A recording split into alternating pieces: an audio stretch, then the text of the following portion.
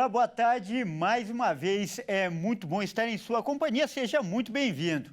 Nós estamos ao vivo, agora são 15 horas e 20 minutos pelo horário de Brasília. Eu sou o Kleber Werneck e a partir de agora você confere comigo as notícias do Brasil e do mundo nesta edição da tarde do Redação Hit. E olha, um novo atentado aconteceu agora há pouco lá no Líbano. 9 pessoas morreram e cerca de 300 ficaram feridas. Dessa vez, as explosões aconteceram em rádios de comunicação. Vamos ver. Informações preliminares indicam que ocorreram entre 15 a 20 explosões nos subúrbios ao sul de Beirute e mais 15 a 20 explosões no sul do Líbano. Algumas delas aconteceram em funerais das vítimas do ataque aos pagers, que também explodiram ontem. Os explosivos foram detonados em walkie-talkies e sistemas de energia solar de casas em Beirute. De acordo com as autoridades do governo libanês, os pagers e walkie-talkies foram comprados há 5 meses e eles eram usados para a comunicação do grupo extremista Hezbollah. Os pagers e walkie-talkies são aparelhos de comunicação criados entre os anos 80 e 90. O aparelho não deixa rastros de sinal e por isso é o preferido do grupo. O Líbano suspeita que Israel seja o autor de ambos os atentados. As autoridades afirmam que uma carga explosiva foi colocada próxima à bateria, junto a uma espécie de interruptor. E isso possibilitaria que os pagers e walkie-talkies fossem detonados remotamente. Até o momento, Israel não se pronunciou e os Estados Unidos negaram terem tido qualquer participação no ataque. E nós vamos agora para o Rio de Janeiro mostrar um outro caso impressionante. Olha só.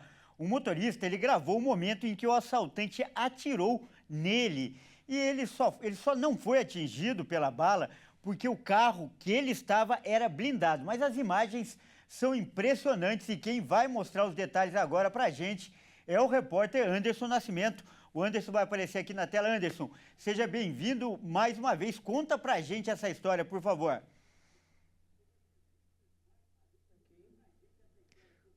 Boa tarde, Kleber, e a todos que acompanham também o Redação Hit. Kleber, volto hoje com um caso muito similar ao que eu comentei ontem. Um assalto, uma tentativa de assalto, dessa vez também na zona norte do Rio, mas no bairro de Caxambi. A questão desta ação criminosa foi um pouco diferente porque o carro era blindado. Então a reação dos assaltantes foi outra. Olha, a vítima foi abordada por 2 assaltantes quando eles estavam de moto. E olha aí as imagens que nós temos. O homem esperava o sinal abrir quando foi atacado. Um criminoso abordou o veículo enquanto o outro ficou na moto. Assim que viram que o carro era protegido, atiraram a queima-roupa contra a vítima. A questão, Kleber, é que depois que atiraram, eles viram que a bala parou na blindagem do vidro. Parte deste mesmo vidro do motorista ficou trincado, mas, graças a Deus, ninguém se feriu. Em seguida, nas imagens é possível ver o criminoso que atira correndo sob a motocicleta para fugir. Olha, Kleber, isso aí, lamentavelmente, volta a acontecer no Rio. O que chama a atenção é que ontem, quando falamos sobre o caso de também uma tentativa de assalto e o pai com uma criança no carro conseguiu escapar, colocando até em risco a própria vida, mas graças a Deus conseguiu escapar sem nenhum ferimento, só o psicológico, né, o emocional. A Secretaria de Estado da Polícia Militar informou que o 3º Batalhão da Polícia, que atua no Meia, ali da Zona Norte, foi acionado. Fizeram uma ronda, mas não encontraram os criminosos.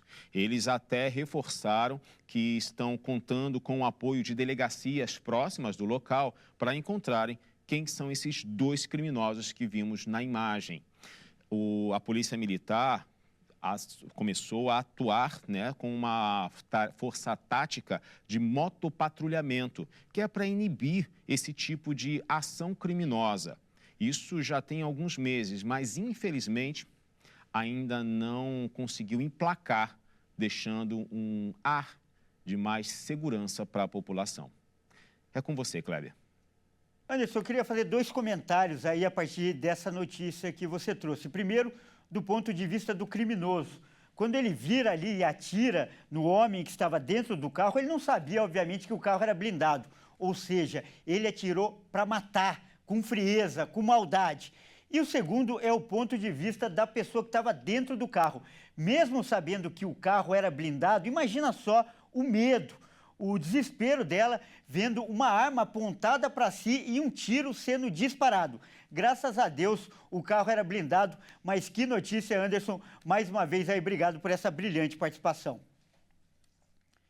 E olha só, agora é hora da gente mostrar o que viralizou na internet. Vamos ver os vídeos que são destaque nesta quarta-feira. Olha só, a gente vai começar então mostrando, né, um vídeo durante uma perseguição que aconteceu na zona leste de São Paulo. E uma viatura da Polícia Militar, ela bateu com muita força em uma árvore e chegou a explodir. Veja só que imagem impressionante. Nas imagens das câmeras de segurança é possível ver o carro roubado dos suspeitos passando em alta velocidade e logo atrás a viatura, que bate na árvore e explode durante uma perseguição. Veja de novo. O acidente aconteceu na Avenida Afonso Sampaio e Souza, na zona leste de São Paulo. Os policiais estavam fazendo a ronda noturna quando flagraram os dois ladrões furtando o estepe de um carro. E quando eles realizaram a abordagem, os ladrões fugiram. Os dois policiais que estavam na viatura ficaram feridos e foram levados ao hospital. Um deles está em coma induzido na UTI. Olha só, o próximo vídeo que a gente vai mostrar parece até cena de um filme. Um homem fugia da polícia após invadir uma casa, mas um pedestre resolveu dar uma ajudinha para os policiais e aplicou um mata-leão no ladrão. Olha só como foi. O caso aconteceu em Joinville, Santa Catarina.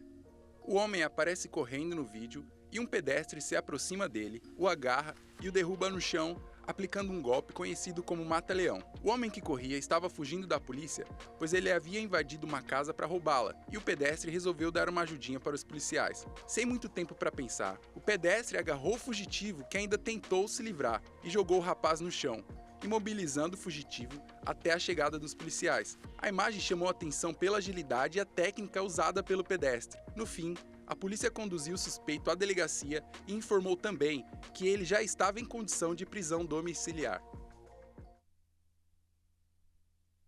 E vamos lá agora para os Estados Unidos. A gente vai mostrar um vídeo que também viralizou por lá. Uma jovem, melhor dizendo, ela parou o carro no meio de uma rua e saiu andando a pé. Ela simplesmente abandonou o veículo, que saiu desgovernado e quase causou um grave acidente. A motorista alegou, né, quando ela foi abordada pelos policiais, que se assustou por causa de uma aranha. Mas a história não era bem essa. Vamos ver. O vídeo foi gravado em uma estrada na Califórnia, Estados Unidos. O trânsito seguia normalmente como em qualquer outro dia, até que uma cena inusitada acontece. Uma jovem de 22 anos freia o seu carro bruscamente, quase causando um acidente. Mas a situação fica ainda mais estranha quando ela pula do carro e sai andando, e o automóvel segue viagem sem a motorista. O carro sem piloto então invade a pista contrária, criando um momento de muito perigo para quem estava na outra via. Ele chega a bater em outro carro e depois em um hidrante, até enfim parar. A polícia então rapidamente foi acionada. A jovem alegou para os policiais que tinha uma aranha no ombro dela e por isso largou o veículo. Mas os policiais, claro, duvidaram do motivo. E após alguns testes, foi comprovado que ela estava mesmo embriagada. Vamos ver mais um vídeo impressionante. Olha só essa história. Um touro invadiu um campo de rugby e causou uma grande confusão. Dá uma olhada só nessas imagens. O vídeo mostra um touro que estava dentro de um campo de rugby junto com um homem. O domador arrumava sua corda, quando de repente o animal parece se irritar e sai correndo em direção aos jogadores. O domador é arrastado pelo animal no campo.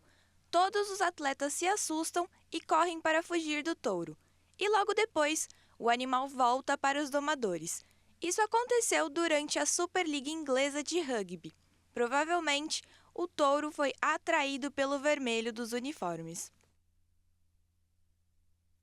Vamos mudar de assunto agora para falar de economia.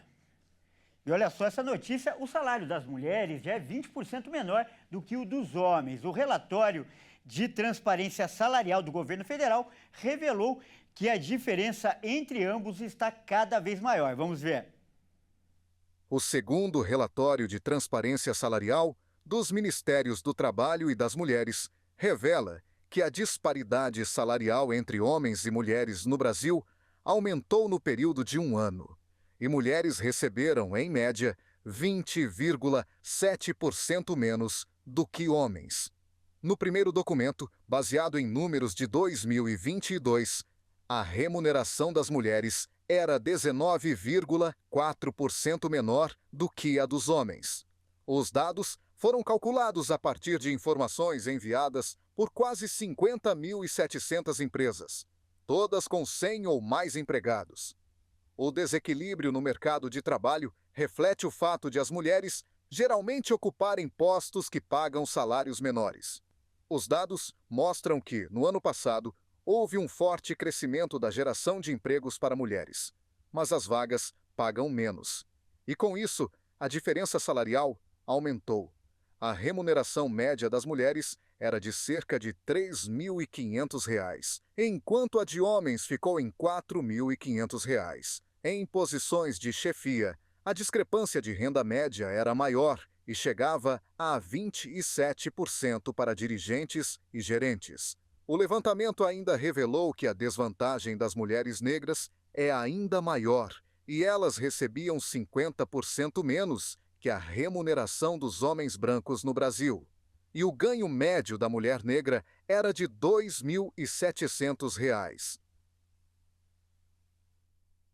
E você aí que nos assiste, ficou impressionado aí com essa notícia? Bom, então para tentar entender por que isso acontece, por que dessa diferença salarial, nós vamos conversar agora com um especialista. O nosso convidado é o economista Denis Medina.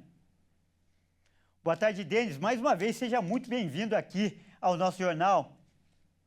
Olá, muito boa tarde. Obrigado pelo convite mais uma vez.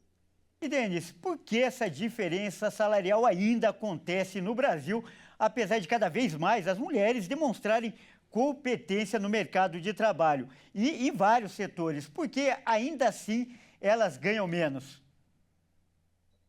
Isso não é só no Brasil, né? Isso é um fenômeno que tem no mundo inteiro. Quando a gente vai olhar dados de outros países, a gente também tem uma diferença, uma discrepância salarial. Agora, essa pesquisa específica do mercado do Ministério do Trabalho e do Emprego é um pedaço do mercado, né? Porque quando a gente olha, são 20 milhões de empresas no Brasil, eles pegaram uma amostragem de 50 mil empresas. Então, assim, 2,5% do total de empresas que nós temos no Brasil. Então, precisa tomar um pouco de cuidado com os dados quando você tem uma amostra pequena frente a uma quantidade muito maior de empresas. Mas um dos fatores que respondem por isso, né, por que as mulheres ganham menos, tempos atrás eu li num estudo da Harvard University que falava que uma característica interessante, mas os homens acabam de tempos em tempos indo até a chefia, até a liderança e pedindo aumento, né? E as mulheres, por características pessoais delas, elas gostam de ser reconhecidas e esperavam receber esse aumento. Então, naquela pesquisa, né, que mostrava onde existia uma disparidade no mercado norte-americano, mostrava que são vários fatores, mas um dos fatores que implicavam nisso era que os homens estavam sempre buscando aumento, estavam sempre pedindo para a liderança, para a chefia, para o seu superior, algum tipo de aumento, enquanto as mulheres esperavam ser reconhecidas, né? E esse reconhecimento às vezes demora mais do que gostaria. Então, esse é um dos muitos fatores que podem ocasionar essa diferença que a gente vê nessa pesquisa específica. E, Denis, essa desigualdade salarial, ela causa reflexos para a economia do país? De certa forma, como eu disse, né, essa pesquisa está de uma amostra muito pequena, mas, obviamente, né, se a gente tem pessoas ganhando menos do que outras, elas acabam consumindo menos do que as outras, né? Quando a gente olha as mulheres, que normalmente são as líderes do lar, né, pensando em que elas que cuidam, suportam, né, financeiramente, emocionalmente e também com o trabalho, a maioria dos lares brasileiros, a gente vê que a diferença acaba ficando pior, né? Porque as mulheres acabam sendo responsáveis por mais questões dentro de casa e essa diferença acaba pesando mais. Correto. E além da questão salarial, a chance de uma mulher assumir um cargo de chefia também pesa nessa avaliação, né, Denis? Por mais que elas estejam até, em alguns casos, melhores preparadas do que os homens. Detalhes, assim como, por exemplo, você citou que são mães de família, gravidez, por exemplo, a possibilidade delas ficarem grávidas, tudo isso ainda pesa no mundo corporativo, são tabus ainda que impedem elas de alcançarem postos maiores também? Não acredito que isso pese. Na verdade, acho que falta dados para a gente confirmar se realmente as empresas querem pagar menos ou se as mulheres querem um pouco mais de qualidade de vida. Vou ser mais específico nesse ponto de vista aqui. Por muito tempo, né, trabalhei em mercado corporativo e hoje atuo principalmente como professor e consultor. Então, estou mais fora do mercado específico formal de trabalho, mas atuo em diversas empresas que têm muitas mulheres, inclusive em cargos de liderança, chefiando essas empresas, porque efetivamente muitas delas são muito mais capacitadas. Falo isso porque quando a gente olha para dentro das universidades, as mulheres, as meninas, são as que mais se empenham e que se esforçam mais nos estudos, e normalmente, quando a gente vai para pós-graduação, então, as salas são majoritariamente de mulheres e não de homens, principalmente nos cursos de gestão, né, de empresas. Agora, o que eu estava falando muitas vezes, com a maternidade, a mulher vê a necessidade de ter um equilíbrio melhor entre trabalho e o tempo com a família. E os homens acabam negligenciando a família e se dedicando mais ao trabalho. Então, talvez, né, por essa questão, as mulheres aceitem um pouco menos de remuneração para poder equilibrar melhor os pratinhos, né, da vida ali, saúde, família, trabalho, e os homens acabam se dedicando mais ao trabalho e com isso abrem mão de outras questões como saúde, por isso a mortandade dos homens mais jovem do que das mulheres, questões de família, por isso as mulheres são a maioria das chefes de família em casa. Então, acho que falta um aprofundamento desse tipo de estudo para mostrar efetivamente quais são as causas dessa diferença. Vimos aqui que existe uma diferença, mas é difícil dizer quais são as causas efetivamente se não houver um estudo específico para esse ponto específico. Olha, eles são assuntos aí que transitam entre comportamento e economia e interessam muito para o nosso público. E dentro dessa linha, eu peço que você assista agora essa outra reportagem comigo. Quase 20% das pessoas endividadas, olha só, são idosas. E a falta de organização nas finanças faz com que as pessoas da terceira idade se percam e gastem mais do que podem. Vamos ver. O último levantamento da Serasa em julho apontou que entre os endividados, 18,9% são de consumidores com mais de 60 anos que estavam com o nome negativado. Além desses, outros idosos têm dívidas, mas não fazem parte da lista de pessoas com o nome sujo. Os bancos e cartões de crédito lideravam as dívidas, com mais de 28% do total. E do total de negativados, mais de 50% são mulheres. Os números se mantêm desde 2023. Os dados mostram que o percentual de idosos endividados ficou estável em um ano. A lei do superendividamento criou um sistema de negociação de blocos de dívidas para a redução do endividamento. Com isso, é possível solicitar a renegociação de dívidas com todos os credores.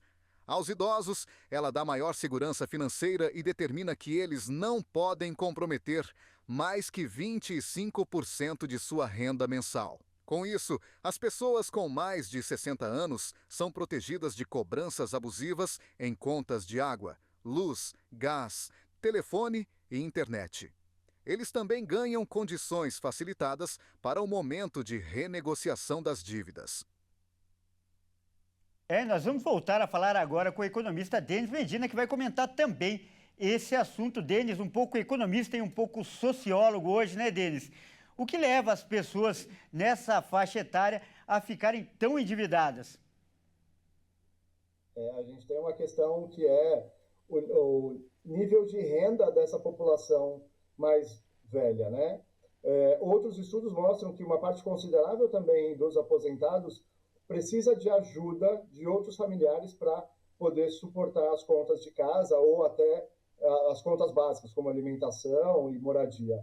Então, uma das questões que é grave é a dependência das pessoas do INSS, né? Então, como a maior parte dos benefícios também é baseado no salário mínimo, essas questões de preço dos alimentos, inflação, isso tudo acaba impactando na capacidade de pagar, né, de efetivamente manter as contas em dia dos idosos. Tá certo. E os cartões de crédito lideram aí essa relação de dívidas. Esse é um problema que afeta todas as idades ou para os idosos esse problema é ainda mais dificultoso, mais grave? Afeta todos. Cartão de crédito é uma arma perigosa financeira na mão das pessoas, né? Porque, infelizmente, a gente tem uma questão de falta de educação financeira. Isso desde sempre, né? Nos últimos tempos, vem se discutindo no Congresso, vem se discutindo até em alguns estados específicos, a implantação de educação financeira nas escolas, porque minha área específica, Economia e Finanças, né? Desde sempre eu percebo que a gente começa a utilizar dinheiro nas suas várias formas desde o primeiro dia que você começa a trabalhar, né? Então, a pessoa começou a trabalhar com 17, 18, 20 anos, que seja, a partir dali, a vida inteira, ela vai lidar com dinheiro, seja o vale transporte do ônibus, que é dinheiro, seja o vale alimentação, que no final também tem dinheiro ali, o seu próprio salário, contas em banco, mas não é instruído formalmente como lidar com isso. Então, muitas pessoas, imagina os idosos que não tiveram isso lá atrás, e hoje a vida é cada vez mais complexa, né? A gente não precisa mais se preocupar só com alimentação e moradia, também tem questões de comunicação, pensar em telefone, internet, outras coisas que as pessoas precisam, né, todos os dias para o seu convívio em sociedade. Isso vai agravando mais esse problema que é falta de saber como lidar efetivamente com as finanças. E esse é um dos grandes motivos de que os cartões de crédito são os maiores responsáveis pela inadimplência, porque é um crédito que a pessoa tem que, por às vezes não ter uma clareza de como funciona e como isso vai representar um peso no orçamento de casa, acaba gerando endividamento e a pessoa, por conta de juros também, inflação e tudo mais que se tem no Brasil, as altas taxas que a gente paga aqui pelo endividamento, isso acaba prejudicando as famílias de uma forma geral. O cartão de crédito é realmente um item perigoso, se as pessoas puderem evitar de ter, evitem, porque é uma outra preocupação de administração financeira que não é necessário para a maioria das famílias. Tá certo, nós acabamos de conversar com o Denis Medina, que é economista. Denis, muito obrigado pela sua participação especial, por abordar temas, né, que fazem parte do cotidiano, a economia do dia a dia das pessoas. Muito obrigado aí pelas dicas. Imagina, obrigado pela oportunidade, tenha uma boa tarde a todos. Grande abraço. Olha só, por falar em economia, as queimadas também têm causado um grande prejuízo em todo o país. Só no Mato Grosso do Sul, a previsão é que o agronegócio perca mais de R$1 bilhão. Mas quem vai trazer mais informações para a gente é o repórter Wellington Pael. Boa tarde, Pael. Boa tarde, Kleber. Boa tarde a todos. Nesse momento, os produtores rurais contabilizam os prejuízos e buscam alternativas para recuperar as áreas devastadas pelos incêndios florestais. De acordo com a FamaSul, a Federação da Agricultura e Pecuária de Mato Grosso do Sul, as cadeias produtivas mais impactadas são as da pecuária de corte, o setor sucroenergético e o cultivo de eucalipto para a produção de celulose. A estimativa da federação é de que 500 propriedades rurais tenham sido atingidas pelo fogo entre os meses de junho e agosto, provocando impacto econômico de R$1 bilhão e 200 milhões. Esse valor foi calculado levando em consideração o mapeamento dos focos de calor e os valores médios da Receita receita bruta da produção por hectare atingido. Vale lembrar que esse montante não considera os prejuízos da infraestrutura das propriedades. Para tentar reverter esse quadro, a FamaSul montou um programa chamado Superação Pantanal. A ideia é mandar 20 técnicos para o Pantanal, vai ser visitada essas propriedades que nós já temos levantado aqui e fornecendo a esse produtor ajuda para fazer o levantamento de custo de tudo que foi queimado e como que ele vai conseguir fazer essa reconstrução. Nós pedimos também, e foi aceito, junto ao Corém e à Sudeco, uma linha de crédito diferenciada a esses produtores que tiveram essa propriedade atingida. Os técnicos do programa vão passar 60 dias nas propriedades para fazer o mapeamento e diagnosticar a situação de cada produtor, analisando medidas de curto, médio e longo prazo. Essa ação vai adaptar um modelo que já foi usado por agropecuaristas vítimas das enchentes no Rio Grande do Sul. Nós estivemos lá com praticamente quase 30 técnicos, aí foi diferente, na mesmo tipo de ação, fazia o levantamento das propriedades, inclusive levando feno para as vacas, só que lá, diferentemente daqui, lá eram vacas leiteiras, até 15 animais, 20 animais a gente conseguia resolver, onde a gente conseguiu, inclusive, em algumas propriedades, onde o produtor teve que mudar sua atividade, porque o dano foi tão grande com o solo que nós tivemos que mudar a atividade. Isso foi proposto por esse técnico e o produtor hoje já está em atividade. Outra frente da federação será com a implantação de uma escola pelo Senar aqui do estado, para levar cursos de formação profissional rural e também promoção social voltados às demandas do bioma, como é o caso de treinamentos de brigadista, prevenção e combate ao fogo. Outra iniciativa é levar internet a pontos isolados para implantar câmeras que captam em tempo real os focos de incêndio, ajudando no combate mais ágil às chamas. Mais uma força-tarefa que acontece voltada à população do campo aqui no estado é a segunda etapa da Operação Ribeirinhos. Essa, Kleber, foi desencadeada pela Defesa Civil junto com voluntários. 200 famílias são visitadas por médicos, psicólogos, assistentes sociais e veterinários no Alto e no Baixo Pantanal, recebendo atendimento de saúde, cestas básicas e água potável, por exemplo. É com você, Kleber.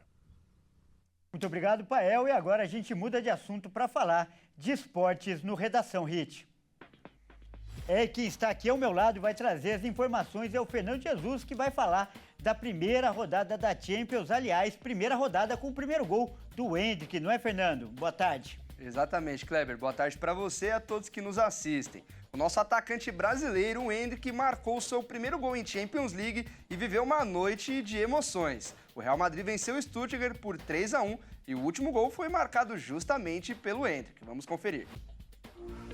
Real Madrid e Endrick viveram mais uma noite de emoções na Champions League. Jogando em casa, a equipe espanhola levou o sufoco do Stuttgart, mas venceu por 3-1 a primeira rodada da competição. Os gols da vitória foram marcados por Mbappé, Rüdiger e Endrick, o do jovem sendo no último lance, o que valeu mais um recorde para o atacante brasileiro. Endrick se tornou o atacante brasileiro mais jovem a marcar um gol na Champions. Ele foi às redes com 18 anos, 1 mês e 27 dias. O recorde pertencia a Rodrigo. E assim é o top 5 de jogadores brasileiros mais novos a marcar na Champions League. Em primeiro, Endrick, com 18 anos, 1 mês e 27 dias. Em segundo, Rodrigo, com 18 anos, 9 meses e 28 dias. Em terceiro, Marquinhos, com 19 anos, 4 meses e 3 dias. Em quarto, Egnaldo, com 19 anos, 4 meses e 4 dias. E em quinto, Vini Júnior, com 19 anos, 4 meses e 29 dias.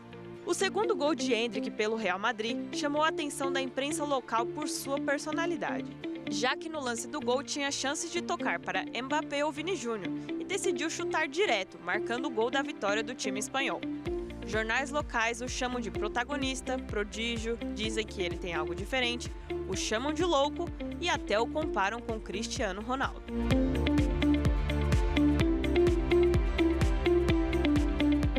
E agora vamos para os jogos de hoje. Hoje tem Sul-Americana e Copa Libertadores, Fernando. É isso mesmo, os jogos são válidos pelo jogo de ida das quartas de final da Libertadores. Às 19 horas, o Fluminense recebe o Atlético Mineiro no Maracanã, e lá no Rio de Janeiro. O Fluminense é o atual campeão e vai em busca do bicampeonato. O Galo também tem apenas um título e também entra na briga pelo bicampeonato da Libertadores. Às 21h30, o Botafogo enfrenta o São Paulo também no Rio de Janeiro, lá no Newton Santos. O Botafogo é líder do Campeonato Brasileiro e vem em boa fase em busca da sua primeira Libertadores. O São Paulo vem de eliminação na Copa do Brasil e busca sua 4ª taça para se isolar como o maior campeão brasileiro da competição. Tá certo, Fernando. Muito obrigado pelas informações e amanhã você volta com mais notícias do esporte. Até mais, Kleber. Grande abraço. Bom, é isso aí. Essa edição fica por aqui. Muito obrigado pela sua companhia. Fique agora com a sua programação local. Ótima tarde e até mais.